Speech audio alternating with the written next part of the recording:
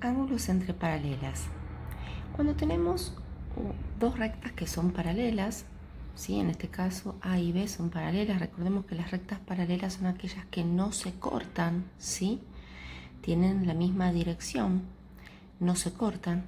Y tenemos una recta que corta estas paralelas, una tercera recta, a la que se le llama transversal, ¿sí? A es paralela a B, este es el símbolo de paralelas, y T es una recta transversal. Fíjense que se forman distintos ángulos. Yo lo llamé ángulo 1, 2, 3, 4, ángulos 5, 6, 7 y 8. Estos ángulos, cuando se encuentran entre rectas paralelas, tienen distintos nombres y también distintas propiedades. Vamos a conocerlos. El primer ángulo que le voy a presentar se llaman ángulos alternos. ¿Quiénes son los ángulos alternos?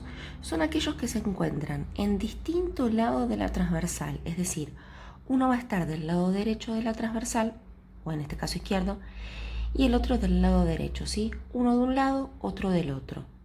Ya sabemos y reconocemos de esa manera que son alternos, un ángulo de un lado de la transversal, el otro del otro lado. Pero hay dos tipos de ángulos alternos. Están los alternos internos, que son los que están adentro de las paralelas, y los alternos externos, que son los que están afuera de las paralelas. Entonces, vamos de nuevo. Alterno significa que está uno de un lado, otro del otro de la transversal. Pero si son internos, están los dos adentro de las paralelas. Entonces, por ejemplo, sería el 4 con el 6. Uno de un lado, otro del otro, pero adentro de las paralelas. El 4 con el 6 sería alterno interno, 4 y 6. Por otro lado, también sería el 3 con el 5, porque están de distinto lado de las de la transversal, pero los dos están adentro de las paralelas. Entonces el 3 con el 5 también sería alterno interno. Bien, esos son los alternos internos. Ahora, alternos externos. Uno de un lado, otro del otro, pero tienen que estar afuera de las paralelas. Entonces sería, por ejemplo, el 1 con el 7, distinto lado de la transversal, pero fuera de las paralelas. Y por otro lado sería el 2 con el 8, distinto lado de la transversal, los dos afuera de las paralelas. Hasta acá reconocimos quiénes son ángulos alternos internos entre sí y quiénes son alternos externos entre sí. Veamos qué pasa ahora con las propiedades. A ver, yo hice lo siguiente. Agarré con cartulina y tomé la medida o la amplitud, por ejemplo, del ángulo 2. ¿Sí? Esa cartulina tiene la amplitud del ángulo 2. Acá dice que 2 y 8 son alternos externos. Veamos qué pasa si yo apoyo esta misma cartulina, este mismo angulito en el 8. Fíjense. ¿Ven que es exactamente igual?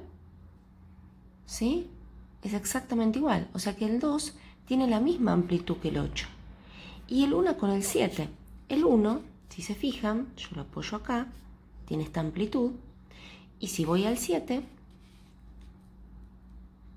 tiene la misma amplitud. Quiere decir que alternos externos miden lo mismo. ¿Qué pasa con los internos? Con los internos pasa igual. Voy a usar este mismo porque como son opuestos por el vértice miden iguales. Este es el 4, ¿bien? El 4 con el 6. El 4 está ahí y fíjense el 6. La misma amplitud. Entonces, ¿qué puedo decir? Puedo decir que los alternos, ya sean alternos internos o alternos externos, son iguales, es decir, miden lo mismo, ¿sí? Después ya lo vamos, al final de todo lo vamos a volver a poner como propiedad. Miden lo mismo, tienen la misma amplitud. Bien, hablamos de los alternos. Vamos a presentar otro tipo de ángulos que se llaman correspondientes. Los ángulos correspondientes, acá no vamos a tener internos o externos. ¿Por qué? Van a estar del mismo lado de la transversal, ¿sí? O los dos del lado derecho o los dos del lado izquierdo. Pero uno va a estar adentro de la paralela y otro afuera. Entonces, claro, no puedo hablar de interno o externo porque voy a tener uno adentro y otro afuera. Por ejemplo, del mismo lado, ¿no? Estoy acá, del mismo lado. Sería el 2 con el 6, por ejemplo. el 3 con el 7. Ahora les voy a decir algo importante, ¿eh? Voy del otro lado. El 1 con el 5, afuera, adentro. El 4 adentro con el 8 afuera. Acá van a ver que tienen 4 pares, a diferencia de acá que teníamos 2 y 2, ¿no? Acá están los 4 juntos. Algunos me dirían, ¿por qué no el 2 con el 3? ¿Sí? Porque esos son adyacentes.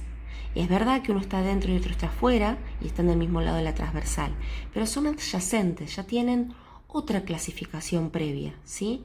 Entonces, fíjense que yo nunca estoy tomando ángulos que estén uno a continuación del otro, consecutivos, ¿no? Porque estos son adyacentes, ¿estamos de acuerdo? Así que por eso mismo no puse ni 2 ni 3, ni 1 con 4, ¿sí? Ahora veamos qué propiedad tienen estos ángulos correspondientes. Tomemos, por ejemplo, me dice el 1 y el 5. Ya sabemos que acá tenemos la amplitud del 1. Bien, este es el 1. Veamos qué pasa si yo lo apoyo sobre el 5. Tiene la misma amplitud. Voy a ver con el 2 y el 6, que dice acá. Tengo el 2, amplitud del 2. Lo apoyo sobre el 6. Mide lo mismo. Entonces también los ángulos correspondientes son iguales, tienen la misma amplitud. Bien, vamos con el último. Ángulos conjugados. Los ángulos conjugados nuevamente van a aparecer como en los alternos, conjugados internos, conjugados externos. Los conjugados dicen, van a estar del mismo lado de la transversal, como pasaba con los correspondientes, pero los dos van a estar adentro de las paralelas si hablamos de conjugados internos, o los dos van a estar afuera de las paralelas si hablamos de conjugados externos, es decir, del mismo lado de la transversal. 3 y 6 serían conjugados internos del mismo lado de la transversal adentro de las paralelas, 3 y 6. 4 y 5 del mismo lado de la transversal dentro de paralelas. Ahora 2 y 7 están del mismo lado transversal, pero están afuera de las paralelas. Entonces son conjugados externos. Y por último, el 1 con el 8, mismo lado de transversal, fuera de paralelas, conjugados externos. Veamos qué propiedad tienen. Dice el 1 con el 8. Vamos a ver, yo tengo acá la amplitud de 1. ¿Qué pasa si la apoyo en el 8? Si la apoyo en el 8, claramente no es la misma amplitud.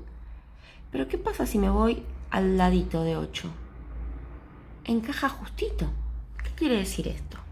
Quiere decir que no voy a decir que son iguales el 1 con el 8, sino que son adyacentes, porque si se fijan suman 180. Lo mismo pasa, por ejemplo, con el 2 y el 7. Tengo el 2 acá. Si lo apoyo sobre 7, claramente no da. Es igual al 8.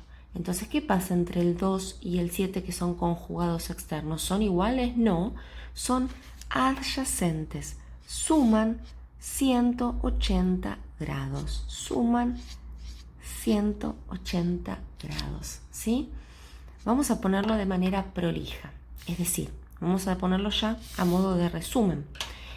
Si son entonces ángulos alternos, los ángulos alternos, ya sean internos o externos, dijimos que tienen la misma amplitud, ¿sí? Son iguales, tienen igual amplitud. Dos ángulos que sean alternos van a medir lo mismo.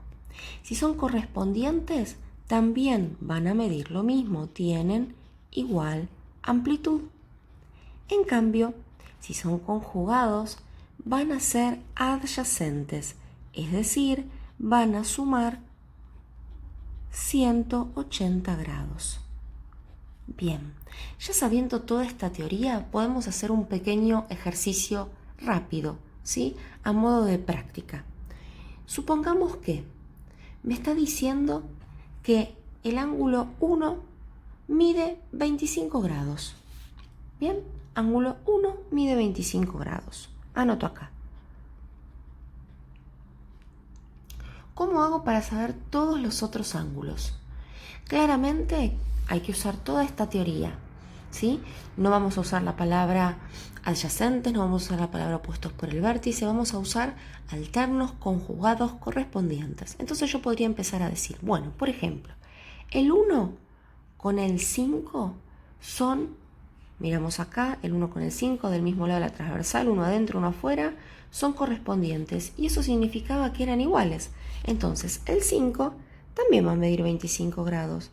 Justificación, porque es correspondiente con el ángulo 1. Perfecto, seguimos. Ya sé que estos dos miden 25. Ahora, ¿cómo sé, por ejemplo, cuánto mide el ángulo 8? Bueno, el 1 con el 8 son conjugados externos. Conjugados externos suman 180 grados. Entonces, si este mide 25, acá tengo que hacer 180 menos 25. Entonces pongo ángulo 8 es 180 menos 25 por ser conjugado externo con 1. Y así puedo seguir, ¿sí? Claramente, como siempre les enseño, ya no hace falta que todos refieran al 1, ya puedo usar como información el 5, el 8, ¿sí? Pero de esa manera yo puedo ir usando esta información para ir calculando todos los ángulos restantes, ¿sí? Bueno, lo que les voy a pedir es que toda esta teoría la escriban en su carpeta, cualquier duda que tengan me avisen y veamos si podemos hacer un primer ejercicio simple para poder aplicar esta teoría.